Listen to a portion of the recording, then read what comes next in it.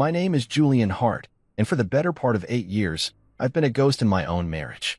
Not because I was absent, not because I didn't care, because invisibility was the role I was cast in, and for a long time, I played it well. To most of my wife's world, I was Myra's husband, a vague accessory to her fast-moving life. At events, her coworkers barely acknowledged me beyond a polite nod or a distracted handshake. Her friends smiled past me. Her assistants never bothered to learn my name. Mira never corrected them, and I never asked her to. That was fine with me. I didn't need the spotlight. I never cared about the glitz or being anyone's talking point. I preferred quiet corners and real conversations, the kind you only get when no one's watching you. Silence had always been my advantage. It gave me space to observe, to understand, to plan. Mira, on the other hand, thrived in noise. She moved through the world like a headline. Loud, polished, impossible to ignore. That was part of what drew me to her in the beginning. Her energy, her drive, her refusal to be anything less than formidable. When she landed the senior executive role at Darlington Group, a tech firm that called itself a revolution in motion, she treated it like a crowning achievement. And it was, in many ways. Mira had fought tooth and nail for that position, for the corner office, the staff that answered to her every need, the parking space with her name on it. She made it. At least, that's what she told herself. But here's what she didn't tell anyone. I was the one who funded Darlington's seed round. 8 years ago, when Mira was just a manager at a mid-tier agency and the founders of Darlington were just two scrappy coders with a dream and a broken MacBook, I saw something in their pitch that made sense. I cut a check, a big one, quietly. I never asked for a seat on the board. I didn't want headlines. I just wanted to build. Mira never knew how deep my involvement went. She thought I was in consulting. That's the word she used when people asked what I did. "Oh, Julian?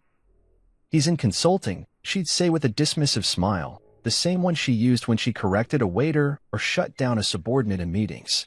She didn't want me to be part of her brand. My existence had to be digestible, neatly packaged, safe. I let her have that. For a long time. Because love, at least the kind I believed in, wasn't about needing credit. It was about seeing someone win and knowing you helped them rise, even if no one else knew it. But something changed over the years. Not in the company. In her. Mira began curating her image like a product launch. Her Instagram became a highlight reel of brunches, panels, and power moves. Her captions read like TED Talk scripts. Never dim your light for someone else's comfort. If they don't clap when you win, let them go. She started referring to our shared milestones as her sacrifices. She told stories that made her the hero, and I was either the silent supporter or not mentioned at all. I tried not to care. I told myself the image wasn't the person. That late at night, when it was just us and the world was quiet, she'd still reach for my hand in bed. She'd still whisper goodnight. And that meant something, didn't it? But the silence I once cherished started to feel more like erasure. Not just in public, but at home too. The decisions Mira once made with me became announcements. "We're going to Cabo next month for the Founders Retreat. I RSVP'd us for the gala.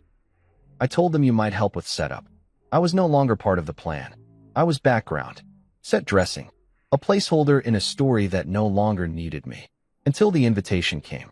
It was delivered by courier, thick envelope sealed with Darlington's embossed gold logo. Mira left it on the kitchen counter without a word, nestled beneath a pile of design magazines and catalogs. Like I wouldn't notice it. Like it wasn't meant for me. I picked it up anyway. Darlington Group Quarterly Gala, celebrating legacy and leadership. She hadn't mentioned it. No save the date. No discussion. Just silence. I waited until dinner to bring it up. She was slicing into her salmon, glass of wine half gone. "Gala next Friday?" I asked. She barely looked up. "Yeah, you don't have to come if you're busy." I set my fork down. I wasn't invited, was I? Mira hesitated. A flash of guilt flickered in her eyes, too quick for anyone else to catch. But I'd studied her long enough to know. "I mean, technically, +1s are allowed," she said. "But it's mostly work. Networking. You'd be bored. Is that why you didn't mention it?" She sighed, as if I was the problem. "Julian, it's just not your world. You don't even like those events." She was right. I didn't like being paraded. But that wasn't the point. That night, I sat in my home office, looking over the shareholder documents I'd kept locked away all these years. I ran my fingers over the Darlington logo, the signatures that gave me quiet power. I had always chosen to stay in the background, but that didn't mean I belonged there. So I pulled out my tuxedo. I RSVP'd myself as a guest. And for the first time in 8 years, I decided to step into the room. Not as Myra's husband, not as a catering volunteer, not as a shadow. As Julian Hart, the man who built it all while no one was watching. And this time, they were going to see me. I stood in front of the full-length mirror in the bedroom, adjusting the cuffs of my black dress shirt, when Mira walked in. She gave me a once-over with eyes that flickered somewhere between surprise and calculation. She hadn't expected me to dress up. I could tell by the way her gaze lingered, slightly too long, like she was trying to decide whether to say something nice or pivot to criticism. "You're actually coming," she said flatly, like the idea had only just become real to her. I said I was. I replied, reaching for the jacket that matched the deep charcoal slacks I'd laid out earlier. "You never withdrew the +1, so I figured I'd claim my spot." She folded her arms and leaned against the doorframe, her expression unreadable. "Well, don't say I didn't warn you. It's not going to be your kind of crowd." "What kind is that?" I asked, looking her straight in the eye. "The kind that talks in acronyms and IPOs. The kind that works 80-hour weeks and takes conference calls during dinner," she said, her tone now clipped. "You don't need to prove anything." I smiled then, not because of what she said, but because she had no idea that her words confirmed everything I'd suspected. She didn't just want me out of the room. She wanted me out of the picture. And that made me even more certain I needed to show up. The gala was at the Hudson Glass House, a venue Mira had always gushed about. She once said if she had known about it earlier, she would have held our wedding there. I remember nodding at the time, sipping my drink, trying not to flinch at the way she erased the place we actually got married, her words, a casual rewrite of history. The venue was all polished chrome and floor-to-ceiling windows. The skyline glimmered behind clusters of sharply dressed professionals. Everyone had perfect posture and expensive cologne. Mira moved through them like she belonged. Air-kissing, laughing lightly, her voice a smooth current in the high tide of networking chatter. She didn't introduce me. Not once. At first, I hung back, took in the crowd. I wasn't trying to cause a scene. I wasn't ready to. Not yet. I just wanted to see how deep this theater ran. And Mira? She played her role flawlessly. About 20 minutes in, she looped back to me with a small smirk and said, "Come with me for a sec." I followed her toward a curtained-off hallway. She handed me something folded, dark, and fabric. I opened it. A vest, with the Darlington logo embroidered on the chest. "What's this?" "You said you wanted to come," she said sweetly, brushing non-existent lint off my lapel. "So help out. Just pour drinks or something. At least you'll have something to do." My jaw tensed. I looked down at the vest, then up at her. She wasn't joking. Her smile was tight and smug, like she'd just turned me into an obedient prop in her show. Like she'd found the perfect way to remind me who the night really belonged to. "Seriously? It's either that or sit around awkwardly all night," she said, stepping back and glancing around to make sure no one important saw this moment. "Just blend in." I took the vest, not because I accepted it, but because I knew what was coming, and I wanted to let her believe she was winning just a little longer. I made my way to the bar. The real staff looked at me with some confusion, but I nodded politely and started pouring. Red wine, white wine, a few of the basic cocktails. I knew how to handle a shaker. Years ago, I used to bartend while building my first investment fund. I never forgot the rhythm of it. Ice, pour, stir, smile. Someone spilled a bit of their drink near the corner, and I went over to help mop it. That's when I met Kendra. Myra's work bestie, a sharp-cheeked woman with a voice that could slice through glass. "Oh my God, you're Myra's husband, right?" she said, laughing as I wiped near her shoes. "She said you were in. What was it? Consulting?" "Something like that," I replied, keeping my tone pleasant. "Well, this is adorable," she chuckled, pointing to my vest. "You're really committed to whatever this is." Someone behind her, one of the younger software architects, I think, snorted. "Myra's husband is serving drinks now? Damn, power couple in reverse." I smiled. I actually smiled, because their laughter meant nothing. It was shallow, fleeting, and none of them knew who I was yet. I returned to the bar, kept pouring, kept watching. Every so often, I'd glance over at Mira. She never looked back. She was too busy dazzling. Her boss, Gregory Lang, stood beside her, laughing in that fake cordial way executives do when their futures depend on keeping the right people happy. She leaned into him, whispering something in his ear. They both laughed. I caught enough to know I was the punchline. Honestly, she whispered, not realizing I was close enough to hear. He's lucky to be invited. He doesn't understand my world. Gregory nodded. As long as he keeps you happy. I didn't flinch. Not outwardly, but inside. The fuse had officially been lit. I poured another glass, handed it off, and looked out at the sea of curated perfection. She'd gone so far out of her way to make me invisible, and in doing so, had forgotten the first rule of power. The quiet ones? The ones you underestimate? They're the ones who always know where the exits are. And the locks. I stayed behind that bar longer than I needed to, partly to keep up the illusion, partly because I liked watching the performance unravel without them knowing a thing. I chatted with guests. I let them assume. I kept pouring. Then I checked my watch. It was almost time for the big announcement Mira had been hinting at for weeks.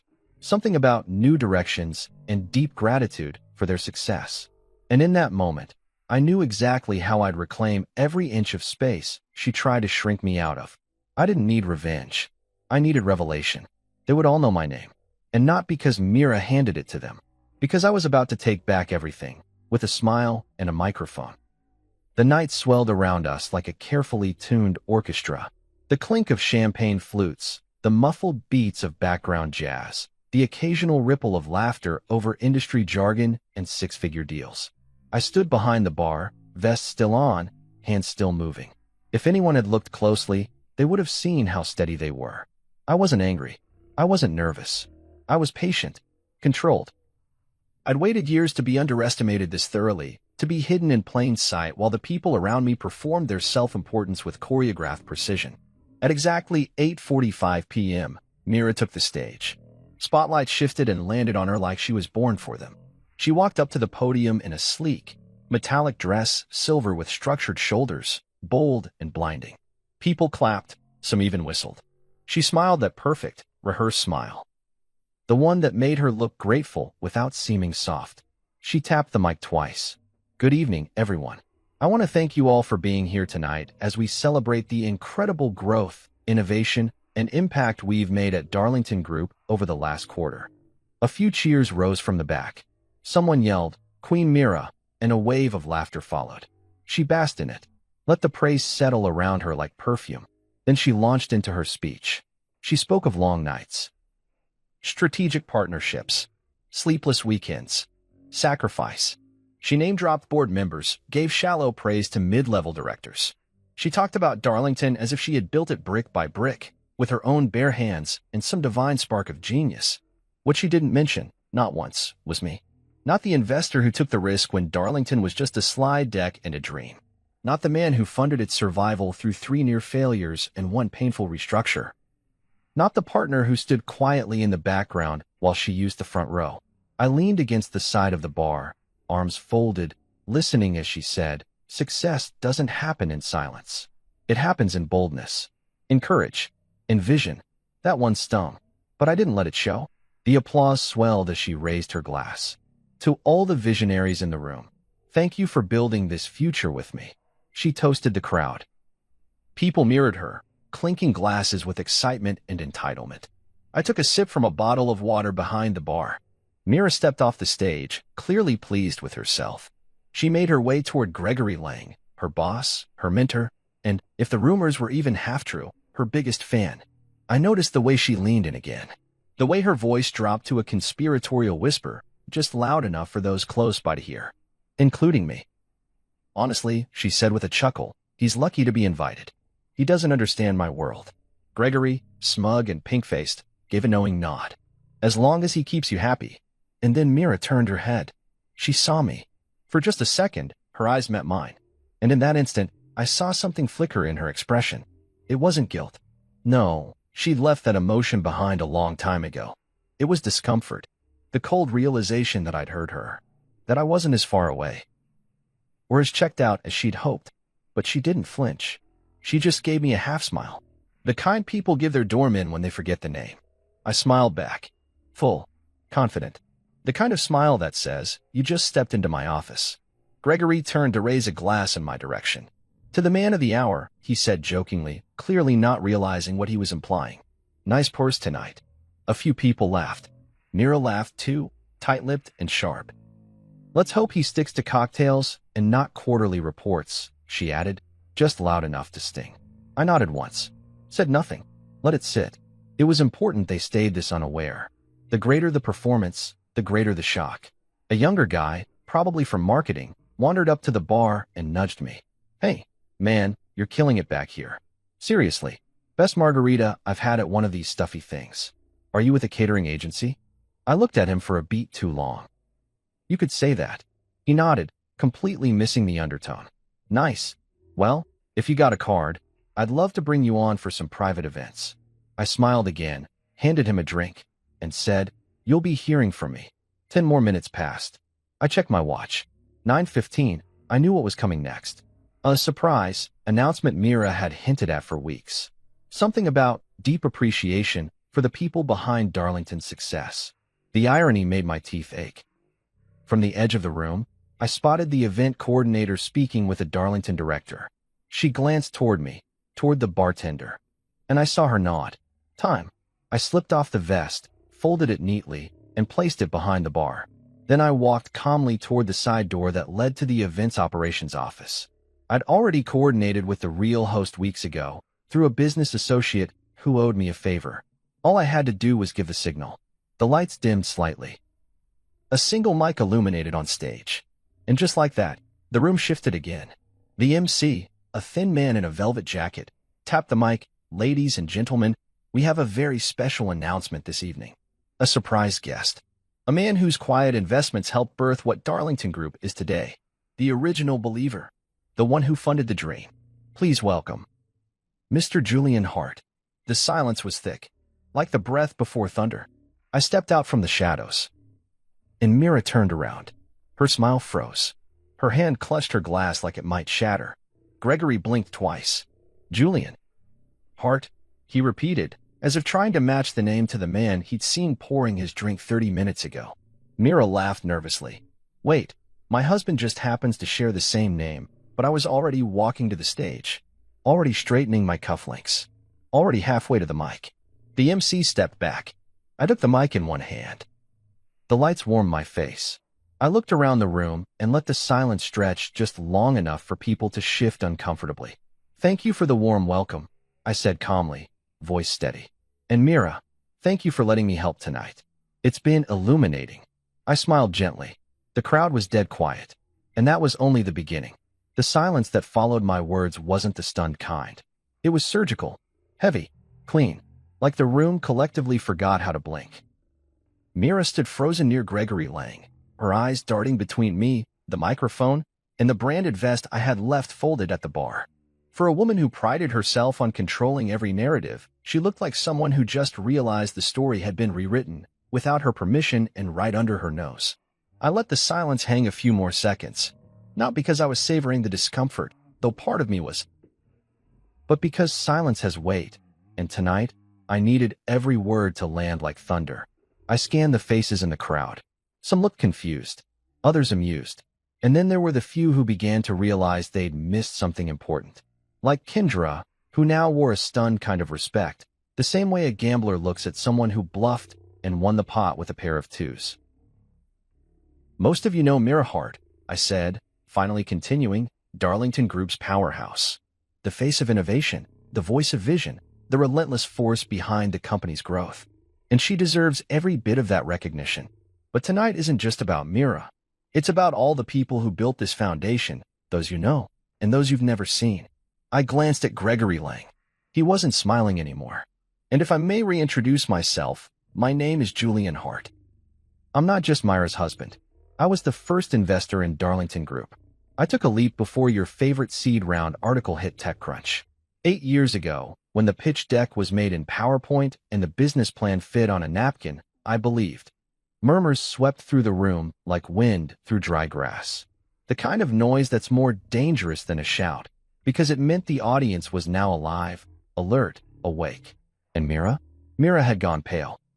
She still had the flute of champagne in her hand, but her fingers gripped it so tightly I was sure it would snap. Gregory took a step forward, his expression attempting a save.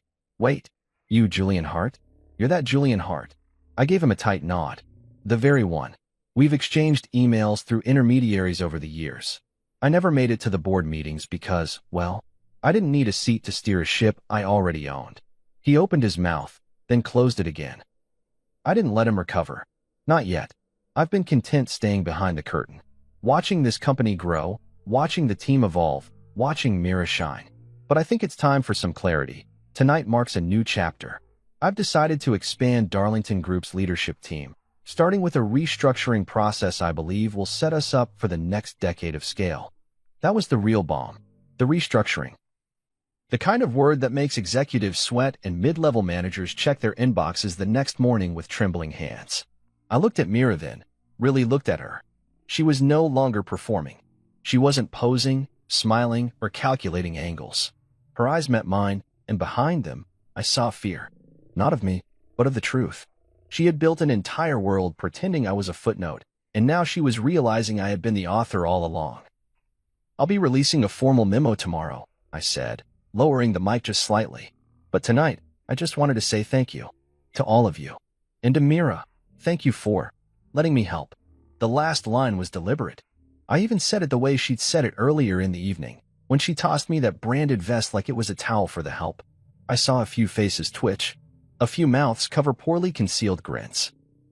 As I stepped off the stage, Mira took a step forward, as if to intercept me. But her heel wobbled slightly, she was rattled, and the glass finally slipped from her hand. It shattered on the marble floor. The sound was sharp, sudden, a punctuation mark. Red wine spilled across her designer heels and spread like a stain she couldn't erase. Gasps rippled through the room. "Mira," Kendra called, moving to help her, but Mira didn't move. She just stood there, hands still out, staring at the mess like it spoke louder than I did. Gregory made a show of trying to help too, but his eyes were elsewhere on me. Measuring. Recalculating. "Julian," he said cautiously, "had we known."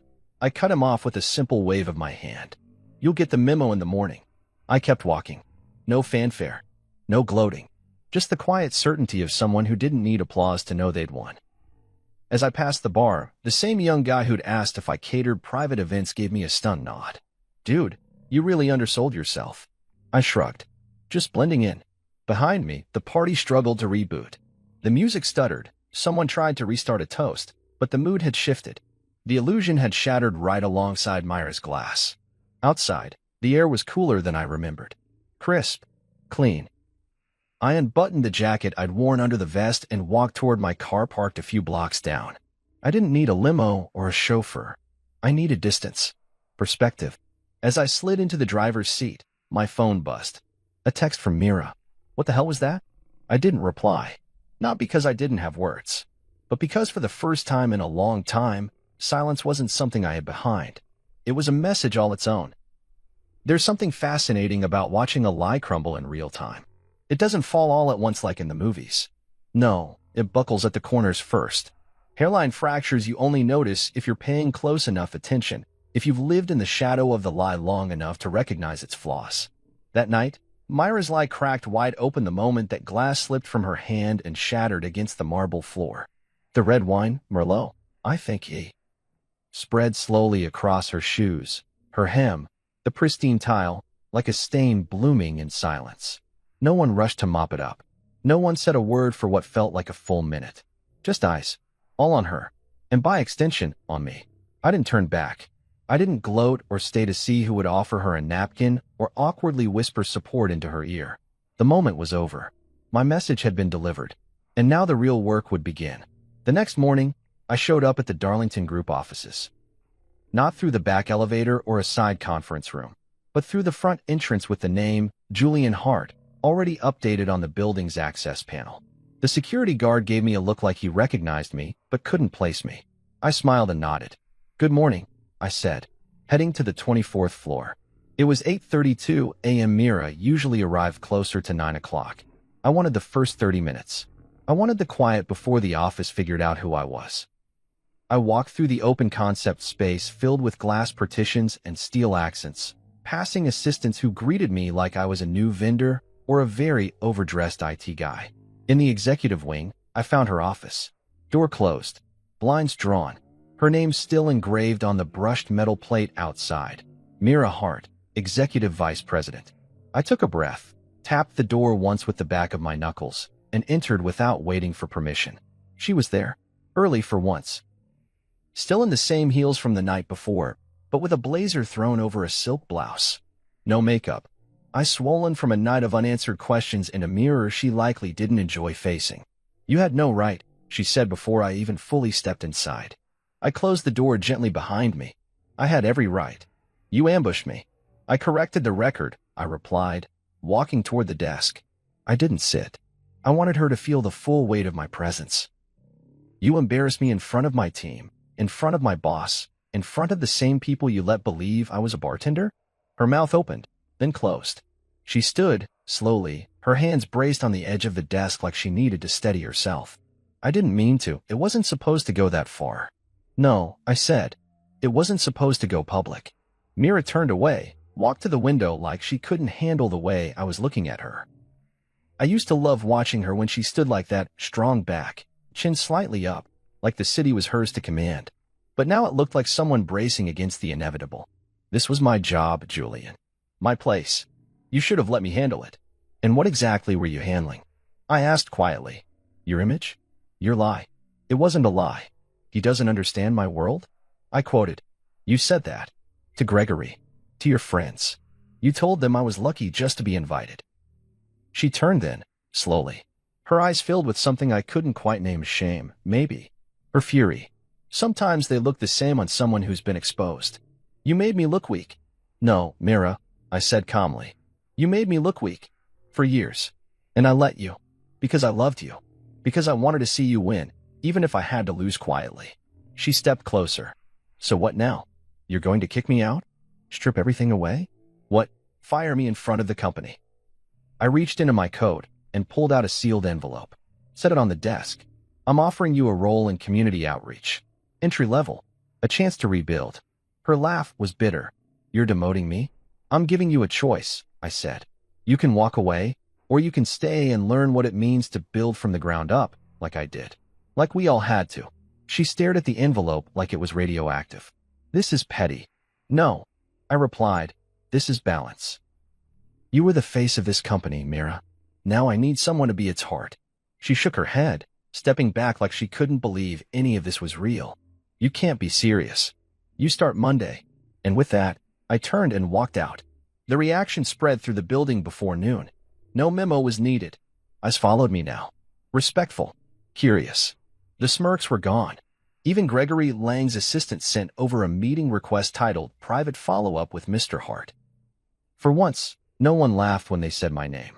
Later that evening, I received a call from one of the partners I'd helped recruit during the Series B funding round.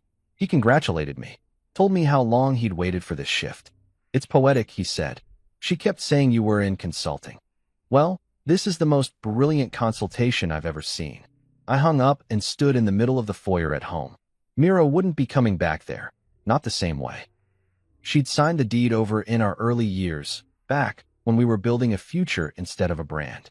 I walked past the pictures she'd hung, past the awards she displayed, and straight to the wall of family photos. There she was, Mira in Paris, Mira at the launch party, Mira at the ribbon cutting. Center stage in every frame. I didn't take them down. I just replaced the center photo with one of the company's original team. A blurry, grainy image taken in a rented office space, with pizza boxes in the background and joy on our faces. Mira wasn't in it. She hadn't even shown up to that shoot. Said she was too busy working on her own future. And now, she'd finally caught up to it. On Monday, she'd walk into Darlington's main building. No heels. No boardroom. Just a cubicle and a purpose. And for the first time in years, maybe she'd start seeing what she lost while chasing what she thought she needed. The drive back from the office was quiet. I took the long route, not because I wanted more time to think, but because silence had become its own kind of bomb. No podcasts. No music. Just the steady hum of the tires on pavement and the gentle reminder that for once, the world wasn't asking me to rush. Mira had left earlier through a side exit. She didn't want to face anyone else that day, not after our conversation in her office, not after that envelope slid across the desk like a verdict. I didn't blame her, but I didn't feel sorry for her either. The mansion stood still when I pulled into the circular driveway. The lights were off, the curtains drawn. Myra's car was parked out front, like always. But this time, she didn't wait inside with a glass of wine and a strained smile. She sat on the front steps, in that silver blazer from earlier, her heels in her hands, bare feet on the stone. I parked, killed the engine, and just watched her through the windshield for a moment. The powerful executive who once commanded stages and boardrooms now looked like a woman who didn't know which door to walk through. I got out and walked up slowly. She didn't look at me right away, just stared out toward the fountain, the sound of water echoing in the night. "You changed the locks?" she asked quietly. "No," I replied. "Didn't see the need." She looked down at the heels in her lap. "It doesn't feel like mine anymore." "It never was," I said, not cruelly, just honestly. She flinched at that, just slightly. But she didn't argue. "I found the envelope," she said. "The one in the drawer." I nodded. She meant the documents. The deed. The prenup. All the fine print she skimmed when we were younger, when I was just a sweet guy with vision, and she was too busy to care about the legal stuff. "You signed it," I said. "I know." We sat in silence for a moment. The kind of silence that swells with everything that hasn't been said, with years of smiles that masked frustration, with dinners where we chewed our food and bit our tongues. She rubbed her thumb against the heel of her shoe like she was trying to scrub something off it. "Why didn't you ever tell me," she asked, "that you own the house? That you own the company?" I took a breath. "Because you never asked." "That's not fair." I turned to face her. "Isn't it? When's the last time you looked at me without scanning for what didn't match your image? When did you last ask what I was building or what I wanted?" She swallowed hard, eyes shining now in the porch light. "I was trying to become something. I didn't want to be married to someone people pitied. And I didn't want to be married to someone who needed the world more than she needed the truth," I said, standing now. "But we both made our choices." She stood too. "So what now?" "You're kicking me out." "No," I said. "You're free to stay. For now. But not in our bedroom. I'll be in the guest house." She blinked. "You're serious?" I nodded. 30 days. That's what the clause says. That's what you gave me." Her face crumpled, just slightly. "That was never supposed to apply to us. Neither was a marriage where I wore a vest and poured drinks while my wife pretended not to know me." Her eyes filled then, but no tears fell. "Mira wasn't one to cry in public. Even when the public was just me. I wanted you to be proud of me," she whispered. "I just didn't think you'd do it like this." I didn't reply. I stepped past her, unlocked the door, and held it open. She walked in slowly. The house felt different now, colder, like it had inhaled too much truth to go back to pretending. Inside, she paused near the entryway, staring at the large canvas photo we'd hung the year after our honeymoon. Mira on the cliffs in Santorini, arms wide, hair caught in the wind. I wasn't in the frame. She'd said it looked cleaner that way, more timeless. "I've been so scared," she said softly, not facing me, "of losing everything." I set my keys on the table. "Then you should have thought about what everything really meant." She turned to me then, raw and stripped down. "No armor. No makeup. No audience. I don't want to be your enemy, Julian. I don't need you to be," I said. "But I also don't need you to be my ghost." She didn't respond. Just walked toward the stairs, heels still in hand, her bare feet making soft thuds on the hardwood. I watched her go. That night, I stayed in the guest house. It was quiet. No footsteps above, no echo of her laugh from the kitchen. I laid on the smaller bed and stared at the ceiling, wondering how a home can stay so still while everything inside it breaks. In the morning, she was already gone when I walked back to grab some files. Her coffee mug sat in the sink, lipstick faint on the rim. A small act of normalcy in a house that no longer had any. I looked around the living room. The throw pillows she obsessed over. The curated stack of books on the table. The candles she never lit. And I realized something. This place was never a home. It was a stage. Now, the show was over. And I was the one holding the script. Mira tried charm first. I knew she would. That's the version of her people loved, polished, poised, persuasive. 3 days after I moved into the guest house, she came to the door with a tray of croissants, fresh coffee, and that slight arch to her brow that used to mean something far more intimate than breakfast. She knocked gently, like she wasn't the woman who'd spent years minimizing my presence in her life. "Thought you might want something warm," she said when I opened the door. She wore a soft robe, not the silk one she'd parade around in. but the cotton one, the one she used to wear when she curled up beside me to read. I let her in, sat across from her at the small table. The croissants were from her favorite French bakery. She never used to let me eat pastries without some comment about carbs. Now she was offering me two. We talked, sort of. Small things. How quiet the house had felt lately. How the mail had been building up. I let her fill the space with pleasantries while I waited for the turn. The reason she'd come. I've been thinking, she finally said, maybe we could reevaluate the role you assigned me. There it was. I didn't even blink. Community outreach is a vital role. She smiled tightly. Julian, come on. You know it's entry-level. You think I belong there? I think it's a good place to start, I said calmly. You said you wanted to rebuild. Start here. I said I wanted to fix things with you. Not run the alumni newsletter. You said you wanted respect, I said, pushing the tray slightly away. Respect doesn't come from titles, Mira. It comes from truth. Her mouth hardened, but she stood and nodded, gathering the tray like she hadn't really come for conversation at all. She paused at the door. You think humiliating me makes you strong? No, I said. I think giving you a second chance makes me kind. She didn't come back the next day. Instead, she tried seduction. I came home late from a board dinner and found her in the living room, lights dimmed, wearing the same red dress she wore the night I first told her I loved her. Music played softly. Sam Cooke, one of my favorites. She turned, holding a glass of wine, that practiced smile on her lips. Remember this dress? She asked. I nodded. I remember the woman in it. She moved toward me slowly, hand grazing my arm. She's still here. Just lost her way for a bit. I stepped back, gently. Not cruelly. Mira, you said once that love shouldn't need to be proven. That if someone really sees you, they won't ask for performance. I believe that. Her face faltered. So what now? You're just done with me. I'm done being someone you use to make yourself look complete. Her expression shattered then, and I saw it for the first time, not the anger, not the pride, but the fear underneath. The version of Mira who wasn't composed or in charge. Just the woman who was terrified that all her image-making had left her standing alone in a house filled with mirrors.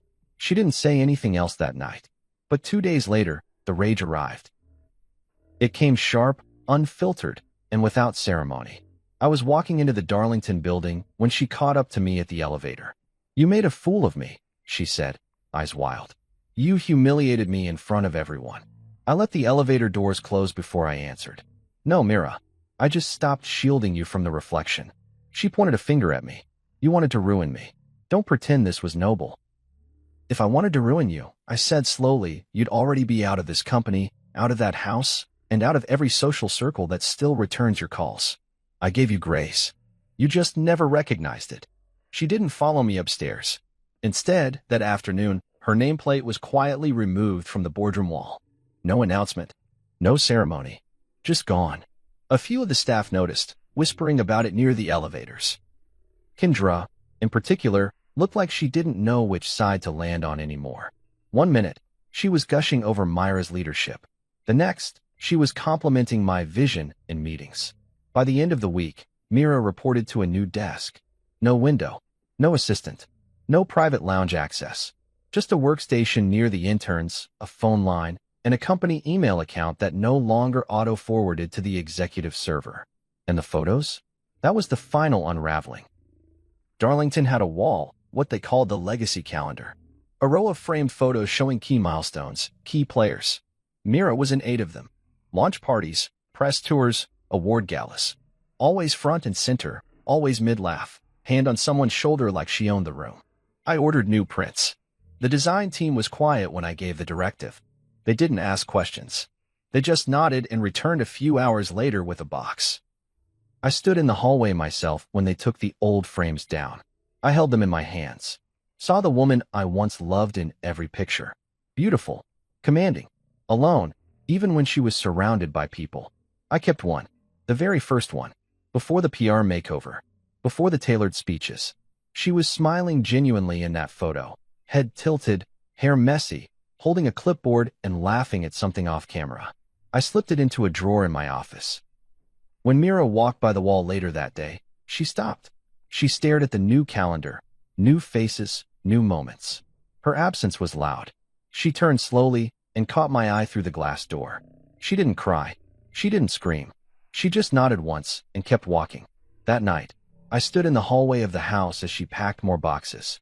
She wasn't rushing, just folding dresses she no longer wore and jewelry she hadn't touched since the gala. She saw me there, leaning on the doorframe. I wanted people to respect me, she said, and I became someone I didn't even respect. I didn't answer. There was nothing to say. She picked up a small velvet box, our wedding bands. She opened it and stared for a moment before closing it again. "Do you still see me, Julian?" she asked. "I always did," I said. "You just stopped seeing yourself." Then I stepped aside. She walked past me, slow and quiet. That night, I slept harder than I had in years. Not because it was easy, but because for the first time, the silence didn't feel like hiding. It felt like healing. Mira didn't leave right away. She lingered like perfume in a closed room, still present, still clinging to the air, but fading more each day. Her suitcases stayed stacked by the front door for a week. Not packed sloppily, but arranged like decor. Almost like she was waiting for someone to ask her to stay, for someone to tell her it wasn't really over. But no one did. Not me. Not the neighbors who used to gush over her garden parties. Not the friends who once begged for invitations and reposted every curated moment from our lives. The house, which she had once moved through like royalty, heels clacking confidently against marble, silk robes trailing behind her, felt different now. It was quieter, more still. She wandered from room to room like a visitor. She stopped making noise when she walked, like even her footsteps were apologizing. And she'd started doing something new, pretending. She'd step out onto the balcony with her phone pressed to her ear, pacing, nodding dramatically. But when I passed by one day and her phone lit up, screen dark, no call in progress, I knew. It was all for show. She didn't want the neighbors to see her fall. She wanted to look busy, wanted to look important. But importance doesn't survive silence. And the silence in that house had become deafening. She kept trying to reclaim parts of it. Rearranging pillows, buying new candles, fixing the fresh flowers that used to arrive every Monday. But they all wilted now. She'd throw them out and replace them, again and again, like she could cheat decay if she just arranged things beautifully enough. I didn't interfere. I stayed in the guest house, made my coffee there, did my calls from there. It had everything I needed: peace, space, and the ability to watch Mira realize, in real time, that power isn't about who people believe you are. It's about who you are when there's no one left to perform for. One evening, I walked into the main house to grab some old project files I'd kept in the study. She was sitting on the stairs, barefoot, hugging her knees like a child trying to disappear into herself. She didn't look up at first, just sat there, staring at the floor. "I got a call from Kendra today," she said quietly. I paused, halfway to the study. "Yeah." She asked if I was coming to the Founders Circle dinner next month. And I asked. She said she assumed I wouldn't. Then she mentioned you're giving the keynote. That didn't surprise me. I hadn't announced it. The committee had. They wanted someone who had built from the roots, not someone who had borrowed the fruit. I fit that theme better now. Mira didn't argue. She wanted to know if we were still close, Mira added. I didn't know what to say. I sat on the stair opposite her, a few steps down. "We're not enemies," I said. "But we're not pretending anymore either." She nodded, eyes flicking to a framed picture on the wall above us. It was the one of us in Cape Town, laughing, wind in our hair, the sea behind us. She got that photo blown up after it made a splash on her social media feed. Thousands of likes, dozens of comments, couples goals. And yet, I remembered that trip differently. I remembered her glued to her phone the whole time. I remembered the fights between the photos. "You used to smile like that," she whispered. "I still do," I said. "Just not with an audience." She looked away then, biting her lip to stop it from trembling. "I used to think this house meant we'd made it," she said. "That if I could just walk through the front door and feel the marble under my feet, I'd know I wasn't her anymore." Her. My mother, she said. The woman who couldn't pay the mortgage. Who cried in the kitchen with the lights off because she was scared someone would see her fall apart. I promised myself I'd never be her. And instead, I asked. I became someone else I don't recognize, she said. Someone who doesn't cry in the dark because she doesn't cry at all. I didn't know what to say to that, so I didn't say anything. She stood up slowly, brushing off her sweatpants like they were made of silk. "I'm leaving Sunday," she said. 30 days are almost up." I nodded. She turned to walk away, but paused again. "I won't take anything that isn't mine." That would be the first time, I said before I could stop myself. She didn't flinch, just nodded like she deserved that one, and maybe more. On Saturday, the movers came. Not the expensive ones she used to brag about, the ones with monogrammed uniforms and GPS-tracked crates. Just a simple team with a dented van and gloves that had seen too many stairwells. She gave them instructions, boxed everything herself. No tears, no ceremony. I watched from the window of the guest house as she packed the last box into the trunk of her car. She stood there for a moment with her hand on the roof, staring back at the mansion, not like she was sad, but like she was confused about where the years had gone. Like she'd arrived at the wrong destination and only just realized she was the one driving the whole time. She walked up to the porch, knocked once on the guest house door. When I opened it, she handed me something small. The old house key, worn, bent slightly near the teeth. "I don't need this anymore," she said. "It was never mine, really." I took it, nodded once. "You'll be okay." "I hope so," she said. "But this time, I want to be okay for the right reasons." She walked away, didn't look back. The gate clicked shut behind her like a chapter ending. No fanfare, no applause. Just the low growl of her car engine disappearing down the road. That night, I stepped into the main house again. It was still, furniture untouched, pillows fluffed, but the air was different. No scent of her perfume, no soft echo of heels on the marble, just the space, the bones, the foundation. I walked to the wall where she used to tape up her vision boards. There were still faint pieces of old Scotch tape, like ghosts of ambition. I peeled one off and smiled. Maybe she'd come back one day, not to live, but to visit, different, whole. Maybe not. But for the first time in years, the house finally felt like mine. And more importantly, so did I. I didn't want to do the interview. Not at first. The producer, a soft-voiced woman named Elise with a talent for timing, reached out 3 times before I finally agreed. "Just a conversation," she'd said on the phone. "Not a scandal expose. Just your story." I'd laughed when she said that. My story. For years, no one had even asked my name at events unless it was to confirm Myra's husband had parked correctly. But something about the way she said it, the invitation without pressure, stuck with me. And after everything had unfolded, I figured maybe it was time I stopped whispering my truth and said it aloud. We recorded in a small studio tucked away in the city's West End. Nothing flashy, just 2 chairs, a mic between us, and a camera crew that barely made a sound. I wore a plain navy sweater. No tailored suits. No watch flex.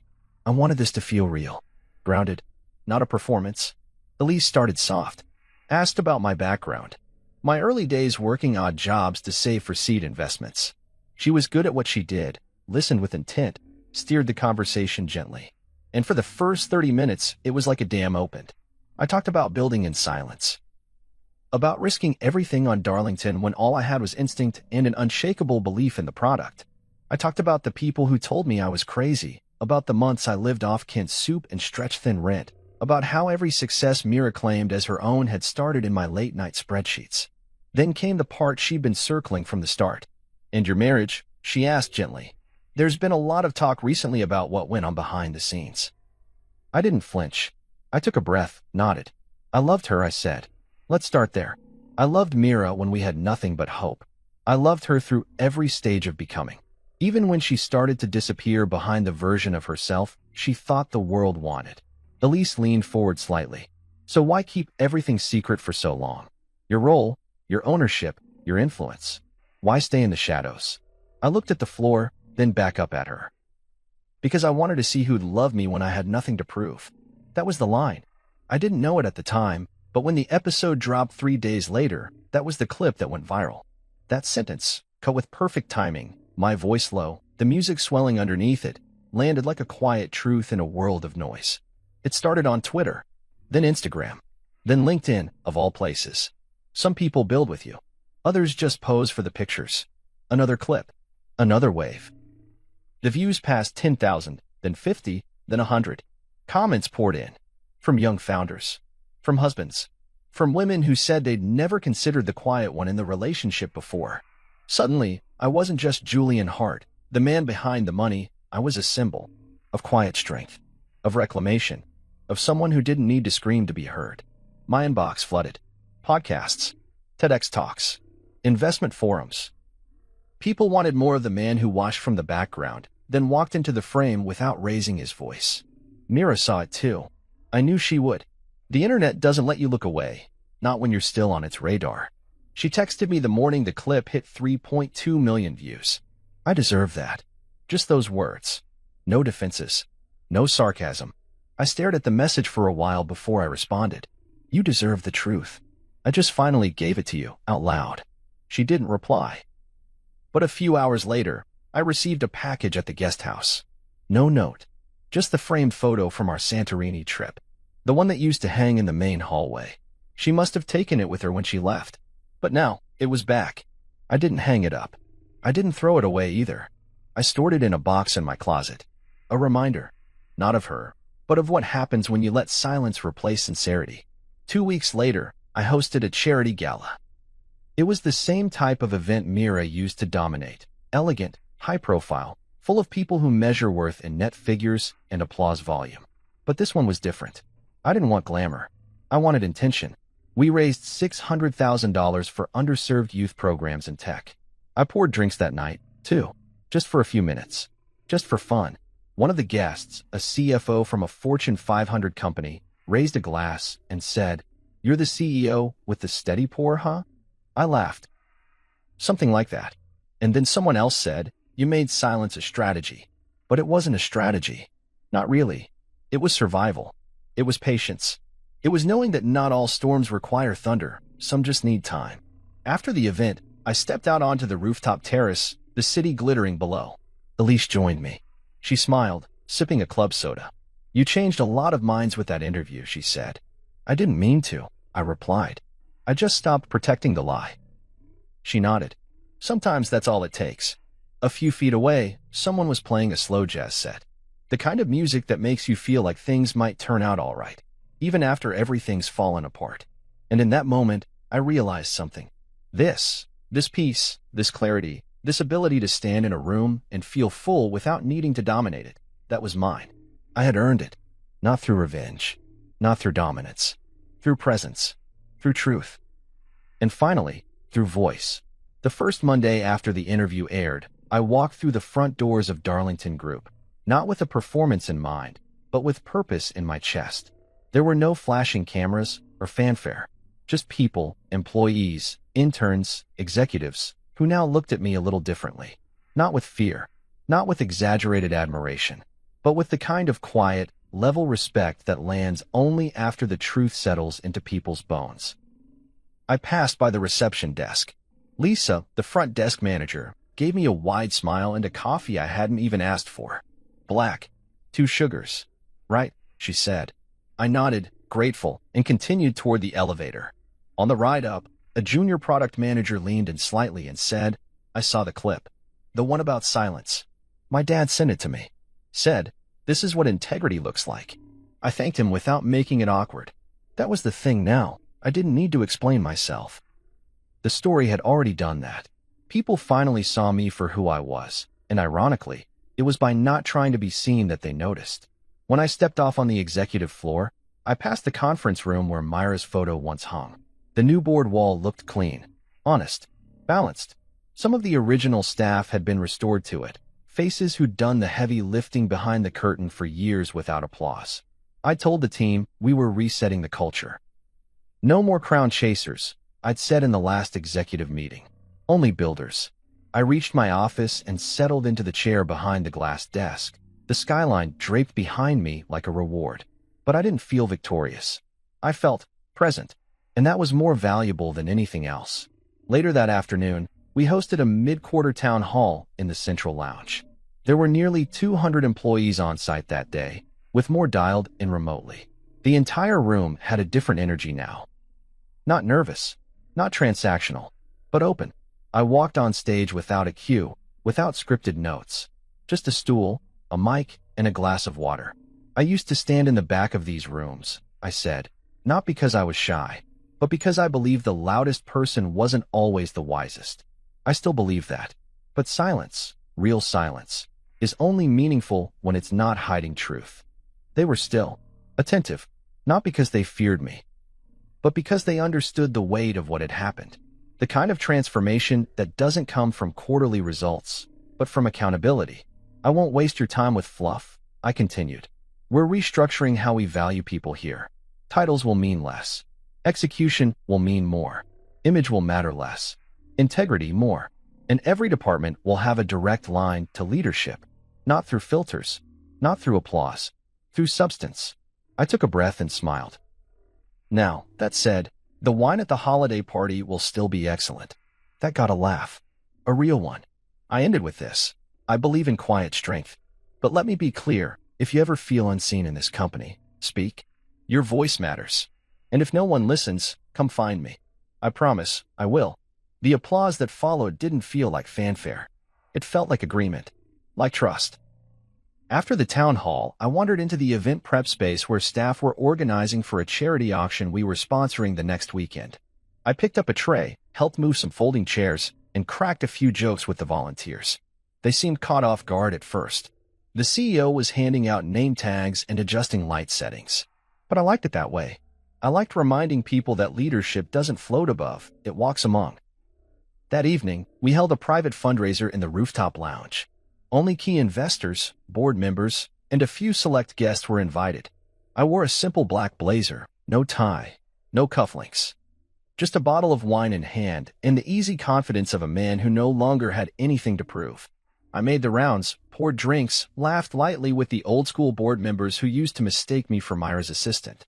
Gregory Lang came up to me midway through, drink in hand, looking unsure whether to smile or stand at attention.